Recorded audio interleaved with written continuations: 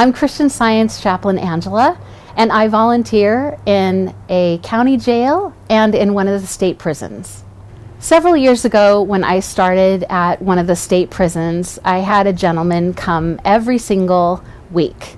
And it seemed like he came just to challenge everything that I said.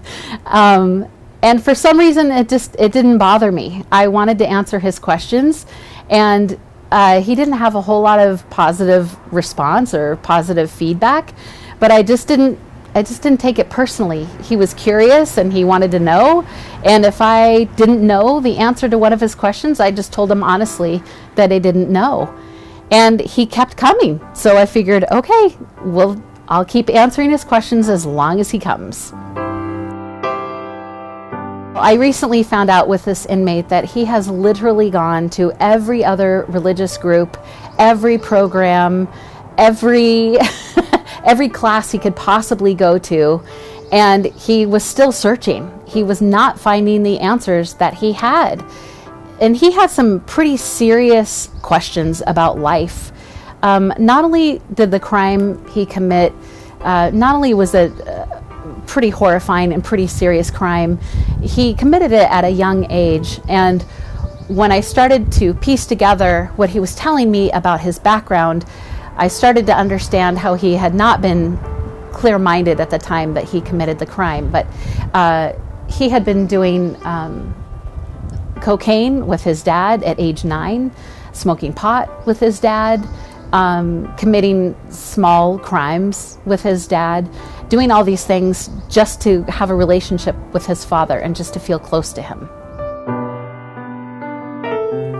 Well, he's been in prison for 40 plus years, and he's gone through every phase of trying to work to get out of prison legally, building a legal case for himself, to totally giving up on building a case for himself, to trying to find every possible system he can to soothe this pain that he has been struggling with since he committed that crime. And he has felt like he's not worthy of anything better than what he has, serving this life sentence without parole.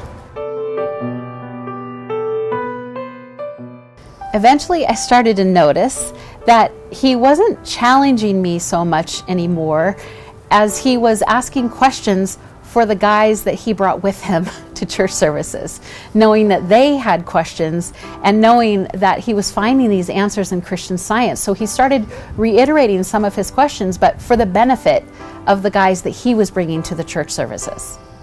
One Monday, he asked me if I could help him pray for his girlfriend who had tested positive for COVID and was really struggling mightily.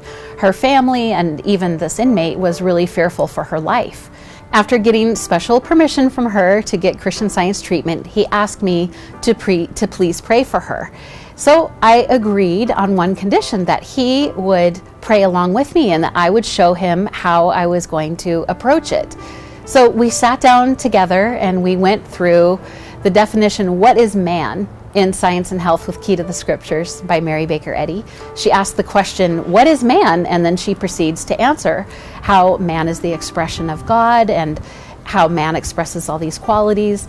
I showed him how he could take her name and put her name in that definition of man, wherever it said man.